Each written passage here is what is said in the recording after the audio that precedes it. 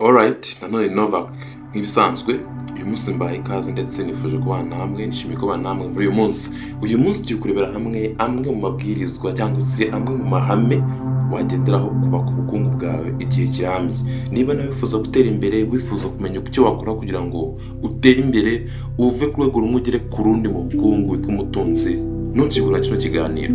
Tangira natwe, niba utakora subscribe, kore subscribe kugira ngo he kugira ikiganiro na kimwe kizajya kigucika cyagufasha gutera imbere. Bana natwe. Ikintu cya mbere kumenya no kubaka ubukungu ni urugendo rusaba imyitwarire myiza, igenamigambi ndetse rimwe na rimwe bigasaba amahirwe. Ariko hari amahame amwe n'amwe yakunze kugaragarwaho cyangwa se kwibandwaho n'abantu bageze ku gasongero cyangwa se bageze aho twifuza kugera mu bukungu. Hari amahame amwe n'amwe bagiye bagaragaza y'ingenzi yagufasha nawe gutera imbere ukitwa umukungu. Byasaba kwigira ku bantu babigezeho kugira ngo nawe ubigereho. Ihame rya mbere wagenderaho kugira ngo witwe umuherwe cyangwa se witwe umutunzi, ihame rya mbere ni ugutangira kare. Tangira kare kandi ukomere ku kintu kimwe watangiye runaka. Uko utangira kuzigama kenshi cyangwa se uko utangira gukora ishoramari hakiri kare ukiri muto, niko amafaranga yawe agira amahirwe yo gutera cyangwa se yo gukura muri rusange.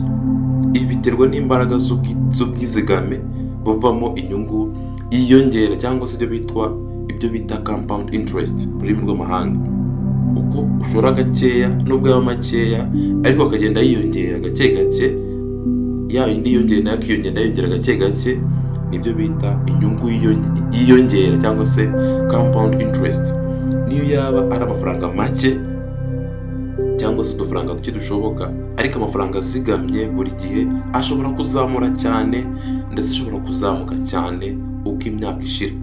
Rero tangira kare, duto gake gake nubwo yaba ari amafaranga make ariko agende azamuka yiyongera.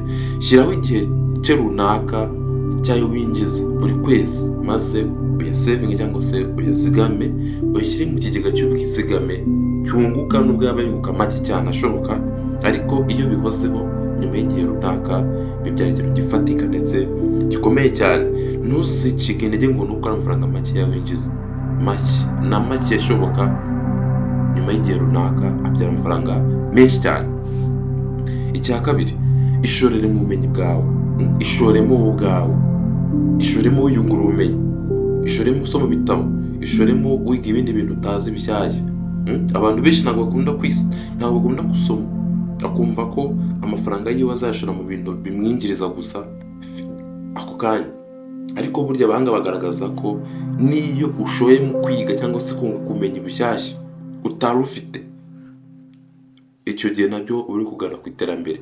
Ariko cyane cyane niba ushaka gutera imbere ukaba umenya amafaranga, ukitwa umuntu watunze amafaranga cyangwa se umuherwe, ikintu cya mbere ukwiye kwibandaho no gushora amafaranga muri wowe ubwawe, wiyungura ubumenyi mu bintu bigendanye n'imicungire y'imari n'amafaranga muri rusange.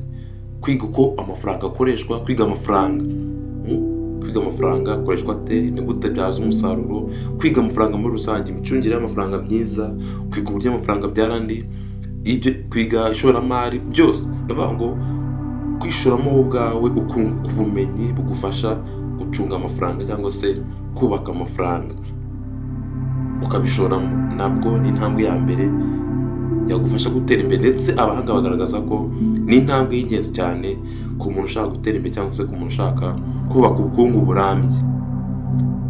Intambwe ya gatatu cyangwa se ihame rya gatatu wagenderaho ukubaka ubukungu bwawe ugatera imbere.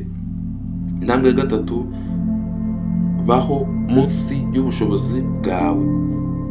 Ni ukuvuga ngo abantu benshi cyane bakunze kwigereranya cyangwa se kwirarira, ugasanga yabayeho mu bushobozi burenze amafaranga yinjiza. Baho mu bushobozi buri munsi y'amafaranga winjiza. Niba winjiza 100,000 ntabwo ukwiye kubaho amafaranga arengeje 100,000 ku kwezi. Ni ukuvuga ngo baho amafaranga, ikiguzi bigusaba ku kwezi gikwiye kuba kiri munsi cyane y'amafaranga winjiza. Uburyo bwiza bwo kwiyubakira ubukungu ni ukwirinda gukoresha amafaranga arenze ayo winjiza. Inama: kora urutonde rw'amafaranga ukoresha buri kwezi maze usuzumeho ushobora kugabanyaho bishoboka. Ku rutonde rw'ibintu ukenera buri kwezi urebe n'amafaranga winjiza uko angana, hanyuma ugabanye bya bintu bigukonsoma amafaranga buri kwezi, ugira ayo usigaza n'ayo sevinga, hanyuma ujye nayo ukorera investment cyangwa se ugira ayo ushyira mu ishoramari ryawe. Ihame rya kane wagenderaho kugira ngo utere imbere cyangwa se ube umuherwe, ube umunyamafaranga, witwa umutunzi. Ihame rya kane riravuga ngo shoramo imari mu byinjiza cyangwa se reba ibintu bishobora gutuma winjiza amafaranga, aho gushyira amafaranga mu bintu bituma asohoka cyangwa se atwarwa. Ni ukuvuga ngo reba ibintu byakwinjiza amafaranga bindi aba ari byo ushoramo amafaranga.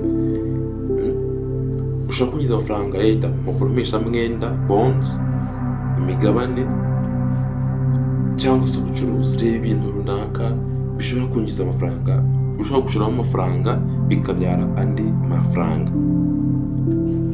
Inama: shaka uburyo bwiza cyangwa se uburyo bwo gushora mu byinjiza bitanga inyungu idasaba amafaranga menshi. Ni ngo ibintu bisaba amafaranga make ariko bikabyara inyungu, nuko twabibonye ko nubwo byaba ari inyungu ntoya ishoboka, ariko iyo bihoraho nyuma y'igihe runaka bibyara amafaranga menshi cyane. Ihame rya gatanu: fata inyungu ku misoro itandukanye cyangwa se y'amadovize niba ibyo bishoboka. Ni ukuvuga ngo ushaka ubundi buryo bwinjiza amafaranga. Ntukishimire kugira uburyo bumwe bwo kwinjiza amafaranga. Urugero, niba ufite umushahara ngo wumve ko umushahara uhagije ngo uzagufashe gutera imbere, ntibishoboka. Shaka uburyo bwinshi cyane butandukanye butuma amafaranga yinjira aturutse mu nzira zitandukanye. Ni ukuvuga ngo ni ugushora imari mu bintu byinshi bitandukanye bibyara amafaranga. Shaka rero ibintu byinshi cyane bitandukanye washoramo amafaranga, nubwo yaba ari amafaranga makeya ariko yinjira buri munsi. Ikindi, fata imyanzuro wabanje gutekereza neza, cyane cyane ku myanzuro igendanye n'ubukungu. Kwiyubakira ubukungu bisaba kurenga imipaka y'aho wumva wishimye no gufata ibyemezo bifite akaga gashoboka, ariko wabisuzumye neza. Ndavuga ngo banza urebe neza mbere yo gufata umwanzuro cyangwa se mbere yo gufata icyemezo ku mafaranga ugiye gutakaza cyangwa ugiye gushora ahantu runaka. Banza ushyiremo amafaranga ni koko wabasha kwihanganira kuyatakaza, ku buryo uyatakaje wavuga uti nta kibazo, yari make cyangwa se ntacyo bitwaye, aya ngaya ntacyo atwaye. Mbere yo gufata umwanzuro mu ishoramari banza ufate umwanya utekereze, ubikoreho ubushakashatsi cyangwa se ubanza ufate umwanya ubisuzume neza, ndetse nunashora ushoreye amafaranga kuvuga uti nta kibazo kuyatakaza. Impamvu ya karindwi cyangwa se ihame rya karindwi ryagufasha gutera imbere: reba ku ntego z'igihe kirekire. Kubaka ubukungu si ibintu bibaho mu ijoro rimwe. Ukwiye kumenya ko kubaka ubukungu ni urugendo rusaba igihe kinini n'ubushishozi. Gake gake shyiraho intego z'igihe kirekire z'imari, wubake gahunda uzageraho gahoro gahoro. Birasaba ko utumva ko kubaka ubukungu ari ibyiciro rimwe, ni ibintu biza gake gake. Shyiraho intego runaka ugenderaho umunsi ku munsi. Impamvu ya munani cyangwa se ihame rya munani wagendera kubaka ubukungu bwawe bugatera imbere: ukwiye kwikikiza abantu bafite imyumvire yo gutera imbere. Abantu ukwiye kwifatanya nabo bashobora kugira ingaruka ku myumvire yawe nuko ubyitwaramo by'amafaranga. Inshuti zawe za hato na hato, abantu mugendana, abantu muvugana, abo bantu bazagira uruhare rukomeye cyane mu gutuma utera imbere cyangwa se udatera imbere. Bazahindura imyumvire yawe mu bijyanye n'amafaranga, either babihindure byiza cyangwa se babihindure bibi. Shaka abajyanama, ujyane n'abantu bafite imyumvire nk'iyawe cyangwa uhuze n'abashoramari b'indashyikirwa. Reba ba bantu babigezeho, ba bantu bageze aho ushaka kugera. Abo bantu bagira inshuti, bizagufasha nawe kugera ku gasongero.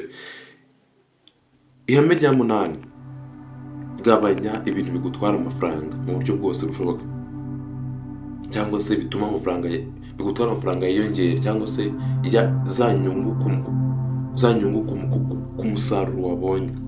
Gerageza ubigabanye. Ugabanye ibintu bituma amafaranga yawe agenda mu byo nawe udasobanutse. Mu by'ukuri ukwiye kumenya ko nubwo yaba amafaranga make cyane agenda ku kintu runaka gitoya, ariko mu buryo budasobanutse, nyuma y'igihe runaka byitwa amafaranga menshi cyane. Rero gabanya ibintu bigutwara amafaranga bitari ngombwa.